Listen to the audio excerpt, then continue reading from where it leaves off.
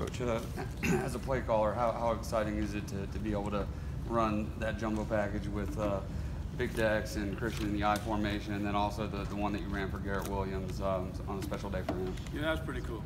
And I try not to get caught up in the moment, much, because I got to stay focused on what I'm doing. But going into it, we knew that Garrett was a legacy guy down there, and so we wanted to make sure that we found a way to try to get him in the end zone, and then to do it on a play very similar to how his dad scored. That was pretty special. And then Christian and Dex, we know what they mean to our program, and just the type of young men that they are, and to come in on a Tuesday and say, hey, we got a thought, we're going to put you back there, let's see what you do. And they took ownership. It's not easy to take a 300 pounder, teach him how to take a handoff, teach him aiming points in his track, and he looked very natural back there. And then also to get TJ Chase a touchdown down in his home state. And so our guys, they really accepted the challenge, and that's what makes it fun. And when they accept the challenge to give us an opportunity to do that, that's what makes it fun. Did this speak to how well the offense is playing right now, that you're able to do things like that where you can go into a game and say, hey, we're going to try to get Garrett a touchdown and try to get TJ a touchdown? I think every week when you start, you have great ambition, and then obviously the course of the game is going to dictate it. And we knew that in order to be able to do some of that stuff, obviously we got to be really, really fundamentally sound. We got to protect the ball, we got to protect the quarterback, and create those situations for it to happen. And it looks like, just from a communication standpoint and a confidence standpoint, things are starting to click for us on offense. We still got areas to improve, and that's the beautiful thing about it. You come off of a performance where on the outside everything looks great, but there's still a lot of things that we can challenge our guys. And knowing that we're going into the championship phase of the season, starting here in a couple days in November, so it's a lot of fun to have success, but then also it's assuring to a coach to know that you got a lot to coach off of too. Tony, it seems like maybe more so than other programs, you guys really make it a priority to have fun, enjoy the grind, and even things like personal touches, like you just mentioned, guys in their home state. Could you just kind of address that a little bit and talk about that approach of making it kind of special? It starts with Coach Sweeney and the vision that he has for the program, and one of the bullet points is to make sure that these guys have a great experience. And so first it starts with Coach Sweeney creating an environment where the coaches enjoy coming to work every single day, and we can show them what it looks like to be a father, to be a husband, and that just gives us the drive and the passion to take advantage of every single day. And then you see how hard these young men work every single day, how they conduct themselves off the field, and then you have an opportunity like a Maverick Morris to see him transition from a player to now a coach. So it just makes it, you really have that family environment. And I think that every one of us that are here, we want to do special things for our children and our family members. And so when you have that connection with the guys, it just resonates, and they take pride in it, and they know that if they come to work every single day, they're going to have an opportunity to play, and then in key situations, when the opportunity presents itself, they're going to be rewarded like this past week. So was that kind of talked about early in the week at all? Like, okay, this guy's from here. I mean, is that putting maybe too much into it, or no? Okay, this guy's from Florida. This guy's maybe Christian, obviously being from Massachusetts when you go there in a few weeks. The Christian and Dexter, we have that plan every single week. We try to have fun with that, and obviously not just have fun, but it gives us an advantage when you got 700 pounds back there, and nobody wants to come tackle those guys. So that's more week to week. We just try to find ways to expand their package and have fun with that. But Garrett, that was a situation what Garrett's meant to this program, how he came back from his injury, just how dedicated and selfless he is. That was a conversation that we said, we want to try to, if we can, find a way to get him in the end zone. And we had an opportunity before that too. We tried a little quick sprint out to him, and they had a good defense call, so we weren't able to get it there. So we had a couple of ways that we wanted to try and make sure. And then TJ's just kind of worked out in his situation late in the game. He did a good job on his route. Chase did a great job of extending the play, and they connected. But Garrett was a conversation that we said we want to try and help this young man out. Tony, freshmen shouldn't always play this well, but what's making Trevor excel in this offense week after week now? I think we're becoming more comfortable as a staff with where he is, what he's comfortable with. He's communicating with us to let us know the things that he likes, the things he doesn't like. He's getting a ton of reps, so he's getting all the reps. He's getting the game reps, and so he's just becoming more and more comfortable. And we all know, and I say this all the time, how talented he is. But I think now he's just becoming more confident, more comfortable, and you're seeing his talent just come to the surface. Was it surprising to you at all that he's taken to it this quickly, or could you see, I don't know, back in January in spring ball that? I think you could see it a lot like with Deshaun and how he handled his recruiting process. You see the maturity of the young man. You see the family support that he has. He's unbelievably humble, unbelievably grounded. His confidence is in his work, which was a lot like Deshaun. So you knew that he had all the makings.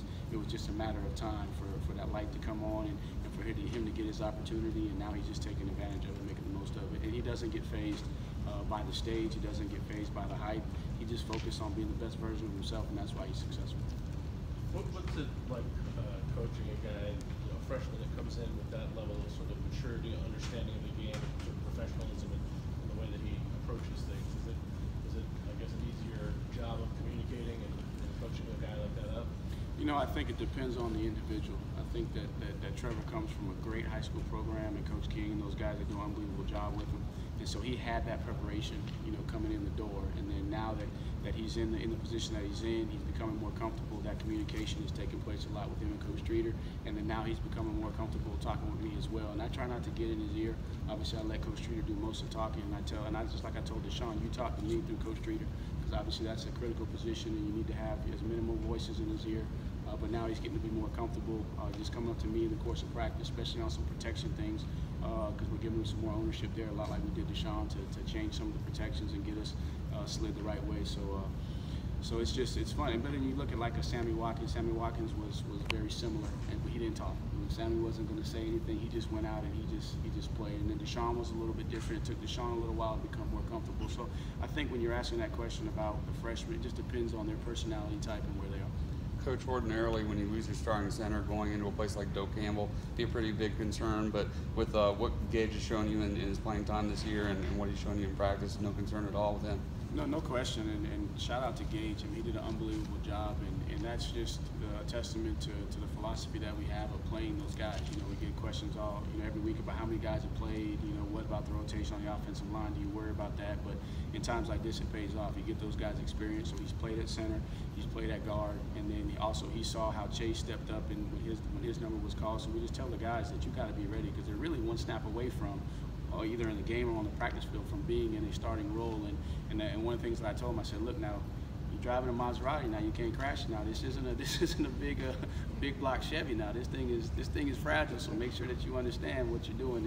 And he just kind of laughed it off. But I could see that when he knew that he was going to be the guy, his demeanor changed. And it's always something different about being the starter. But really, really proud of him.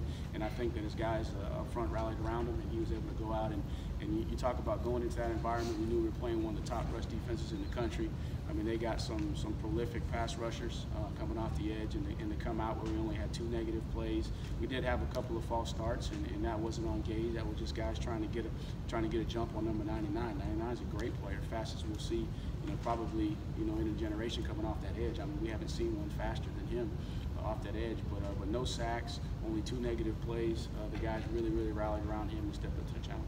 That momentum last night, you'd like to see Travis be a little more disciplined when he's running. And what areas can he still improve when he does have the ball? Biggest thing with Travis is just, quit trying to be Superman. I tell him all the time, sometimes you go from being a hero to a zero. Don't be a hero, just do your job. And if you watch early in the game, everyone's going to want to point out the offensive line. We didn't get it going, but the first 2 runs, Travis missed it. He didn't want to be patient. And again, that's his running style. He's so confident that he can break tackles. He's so confident in his physicality and his speed that a lot of times he doesn't want to wait on the offensive line. And I think we had one of the best block play we had. We're down in the red zone, and he outruns the tackle. If he just slows down and lets the tackle get out in front of him, we had a wall built. He's going to walk in. So the biggest thing is just getting him to understand the different schemes, who your lead blockers are, and then just trusting the process and being patient. That's where he's got to grow. And I think, and you saw it. Like you watch up at Wake Forest. He's a little giddy early, but then he started to slow down, trust it, and then bang, he hits a big play, and we tell him that it's my job to get you to the line of scrimmage, my job to get you to that second level, and then it's your job to take it the distance. And so we just got to continue to work every single day. And he's got a great attitude about it, but he's still a young guy, and you come off of a game where you didn't quite have the production that you wanted, and sometimes you start pressing. And I think he pressed on his first 2 runs, and then obviously we got to get the game, established. We kind of got to get control of the game, and we found some holes in the passing game. And then we tried to come back, and then he hits 1 for 15, he hits 1 for 10 because he's getting a little more patient. You touched on him, but how receptive is he to that kind of coaching? Oh, he loves it. He loves it. Each one of them I got to coach different. I can't coach Taven the same way I coach Travis, and I don't coach Adam the same way I coach Taven. But he's a guy that likes for you to get on, and he wants to be coached because he knows that He knows he's talented. He's not conceited in that. And he knows he can run. He knows he's physical. But he also knows that he doesn't understand, all of the schemes yet. And so he needs me to coach him hard. But I thought he made progress in pass protection. You watch him, there was a couple times where he stepped up and he's fitting a linebacker and he's fighting all the way through the whistle. So I thought he made some progress there, but I thought his first couple of runs, he was just a little bit too juiced up and didn't wait on his blocking. I noticed that Octavian, he's starting to get a lot of those dirty yards for you. He's the guy you guys like to kind of go in there and just get it down to the 2. He may not be finishing the drive, but he's getting you there. Yeah, probably his best run. And they actually should have had a stop. They had the box overloaded. They looked like they went to a bare front, and they had about 8 guys down there, and he made a cut in the backfield. And that's the things that I'm going to point out when we watch the film today and say, man, this is what I've always seen you being capable of. You just got to commit to it every single day. And he was determined, and so he ran through several blocks, got it down to the 2-yard line, and would have loved to reward him. But then that was a situation too where we said, you know what, he's been in the end zone a couple of times. Let's get Garrett an opportunity. Tony, you guys have Louisville's had not having the season that they were wanting to have. What do you guys see on tape as you've studied them so far? Man, and first comment is you cut on the back shot. First, you're watching versus Alabama, and they played good for a while, and so they're still talented. They're still very talented, and they got a lot of D linemen that they roll in there. The linebackers are big. They got a couple of experienced guys in the secondary. Still young in some spots. That's what you're seeing more so than anything is some of the youth is just starting to show up as you get later in the season. But we know that it's been close in the past versus these guys. They're coming in with the desire to win, and we're gonna get their best effort. And they're very capable. They got some really good-looking bodies on that defensive line that flash at times, and they put it all together. They're gonna be scary. Tony, you said you've been sort of learning more about Trevor, what he's comfortable with as this has moved along. Since he's been the starter, what's the most important thing that you think the staff has learned about him in game that he can do that maybe you didn't really know? That one, he's going to go on to the next play, and then just he sees it. He sees it. A lot of times with a young guy, you want to kind of manage it for him and say, okay, well, you want you to go over here with the ball. We do have, some other places to go, but you focus over here. But man, he sees the whole field. Like a lot of people don't realize on the touchdown throw to Amari when he threw it over the top. That wasn't his first read. He was going to the inside receiver, but he saw the depth of the safety, he saw the leverage of the safety, and he came right off of it, and he went to his next read, and it resulted in a big play. So you're just starting to see that he sees the whole field, and he's becoming a lot more comfortable with protecting himself. And I think that took Deshaun about a year to really get locked in on that. But he's jumped in with both feet, and you saw that he's changing some protections and moving the back around and doing some different things, and that just goes to show that he's comfortable in the plane. Coach, you ran a wheel route to Feaster, was underthrown a little bit, but we haven't seen the wheel a lot this season. Is that something we might see more of? And as we go, just trying to figure out how to get guys involved in the game in different ways, trying to play to their strengths, and that's something that Taven's done well in the past, and haven't had quite as many opportunities, but definitely when and I said it after the game, that was a play that when we wanted to call that, I wanted to give that to him to let him go do that. He's got to make that play, and he was disappointed in himself, and obviously Trevor could have threw it out a little bit farther, but still he gave him a catchable ball, and so as we go each week, as we get into the championship stretch, we got to find ways to create matchups, and so hopefully as we go down the stretch, the backs will be more involved in passing it. The score defense for Clemson is #1 or tied for #1 in the nation right now. So what is it about Brent that it seems like every year he's got those guys right at the top?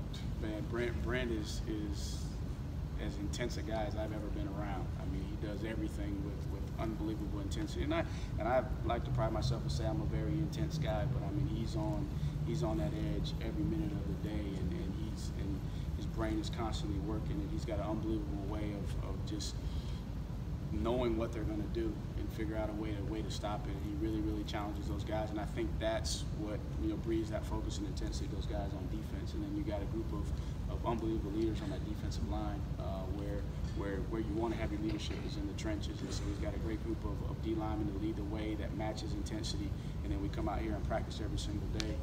And offensively, that's where the credit goes, is out here and practice every single day. From a coaching perspective, from a player perspective, we're challenged every single day, and so that intensity helps us to get better as well. How impressive and how hard is it to be that consistent every single year?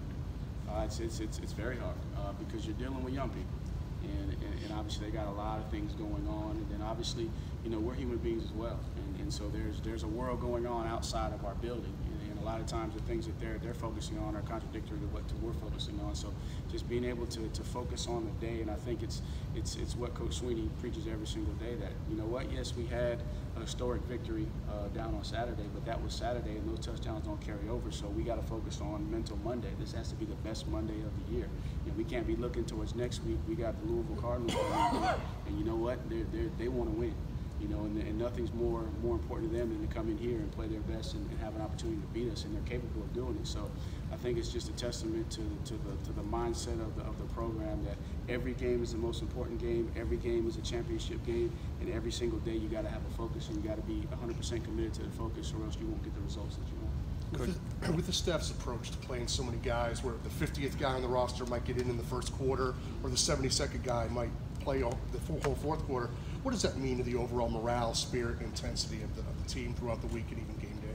You know, I think it just, for the players, when they walk through this door tonight to get ready to practice, they're going to have a spring in their step. And not just that, the scout team is going to be rewarded as well. They're praised for their efforts, because they have a critical role in getting us ready to play. So it's not just the 72 that make the trip, and Coach makes sure that they all understand that it's a privilege, not a right.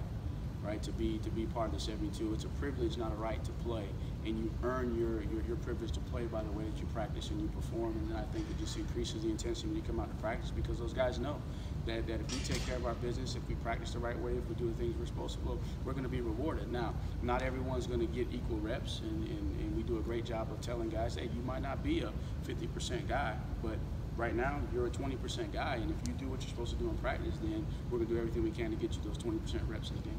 Coach, mental Monday aside, you've had so many battles with Florida State going back to your playing days. Was there a moment on Saturday where you just soaked in the fact that you went down there and scored the most points ever in Bill Campbell?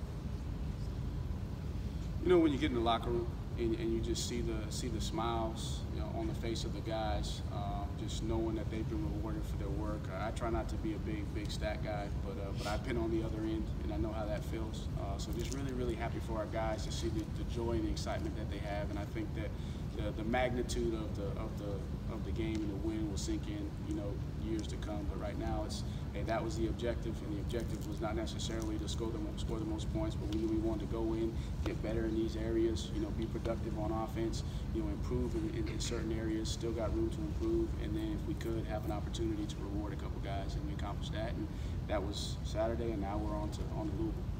Going back to Trevor for a second, after that targeting call, it looked like the whole bench was ready to go defend him. Just what does that say about the respect that he's commanded from these guys? No question. I mean, the quarterback is the leader, especially of our offense, and for the most part, you know, the face of your team outside of Coach Sweeney. So everybody knows how important he is, and they respect that they know, one, the character that he has, that he's not going to be a guy out there that's talking trash. He's going to let his play do the talking, and so when guys take advantage of that, it's good to see our offensive line. I think John Simpson was the first one to run over. Everybody's jumping up because, you know, they appreciate who he is. They know that he doesn't play the game like that, and they respect his word, and so they want to defend him.